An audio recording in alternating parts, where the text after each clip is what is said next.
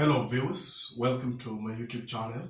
In this video, I will be taking you through some of the interpretation points in John Lara'S the Samaritan. And in this year, we are preparing on the Samaritan in question 2, paper 3, Kcse. And the first thing I will look at, or the first point I will look at, is how the leaders of Maracas municipality engage in greed, acts of selfishness, and those of self-seeking. And then again, there is an expectation that this question can be two-sided, in that after asking how the greed manifests itself, the examiners will also need the candidates to bring out some of the ways that these leaders suffer as a result of their greed. And the first character to look at is one Ramdaye.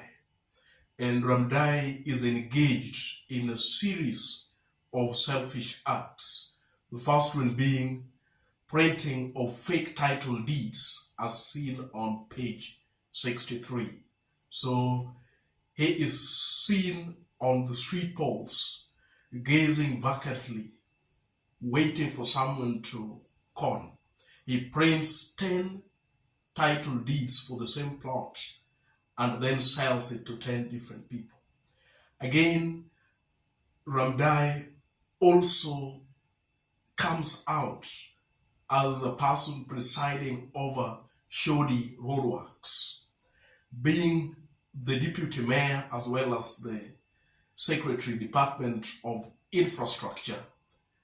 We are told from the Samaritan that Ramdaye, on page 62, roads, when secondary roads are being constructed and they are dug up and leveled, all black oil is poured onto those roads, and then there is claim that they are tarmacked.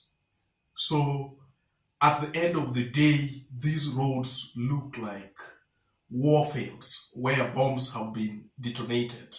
Again, Ramdaye, on page 69, Mossi tells the call that he does business with the municipality.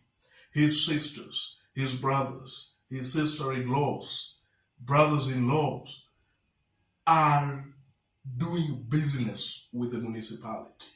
And the writer even goes ahead to use hyperbole by saying that even his great-grandfather finds residence in the Department of Infrastructure. You would think that the Ramdaye family has its permanent residence in the Department of Infrastructure. Lastly, on page 108, we find out that Ramdaye also is a shareholder at the Prime Orchard Farm. The Prime Orchard Farm that is owned by Ivy, who is the mistress to Justice Ian Jardine. We realize that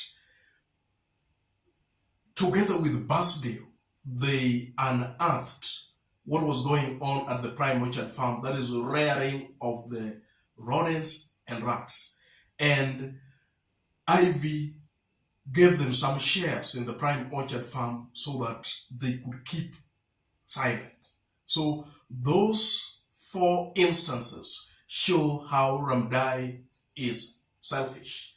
On the flip side, his selfishness also leads to consequences. And one consequence is that at the end of the text, together with the other leaders, Ramdaye is escorted by Inspector Tajo, who is the head of National Anti-Corruption Investigations Bureau.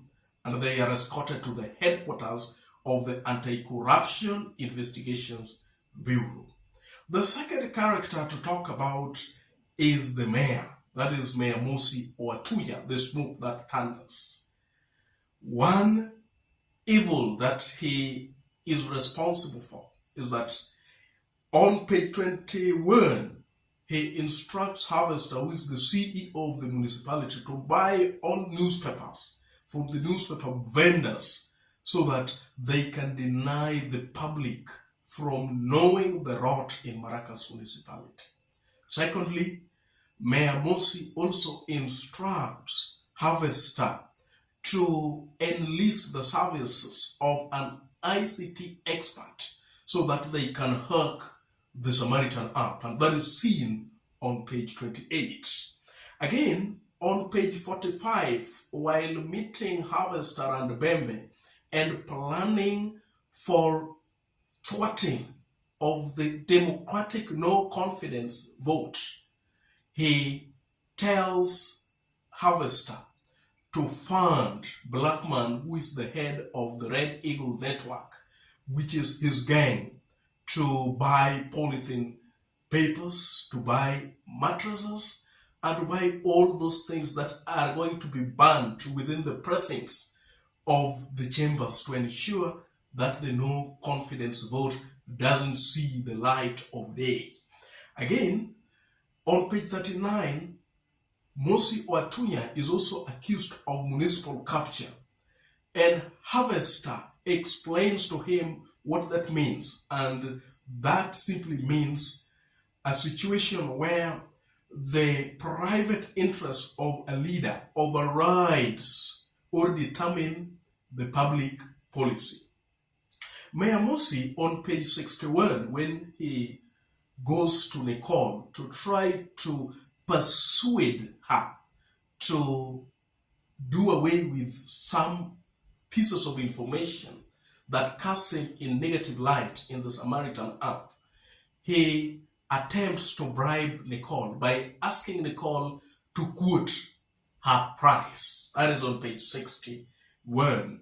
Again, on page 62, Mossi himself confesses that he is accused of inflating the cost of projects and that he presides over shoddy works. Again, on page 68 and 69, Mayor Mossi also confesses to Nicole that unlike the other leaders who, when they are given a loaf of bread to give to the people, they eat the loaf, the wrapping, and sometimes even the vendors. With him, because the bread is made for the people and is also part of the people, so he takes a slice or two or even three, then give the rest to the people. That is a clear indication and a confession of being guilty of corruption. Again, Mayor Mossi Oatunya blackmails Nicole on pages 17 and 18 when he tells Nicole to write to the Ministry of Education expressing her reservations against the Samaritan app because he knows the Samaritan app will expose his corrupt practices. On page 15, he ultimately refuses to launch the app. So these are acts of selfishness, self-seeking acts, which Mayor Mossi is responsible for doing to ensure that the Samaritan app does not succeed. On the flip side, Mayor Mossi suffers as a result of his greed.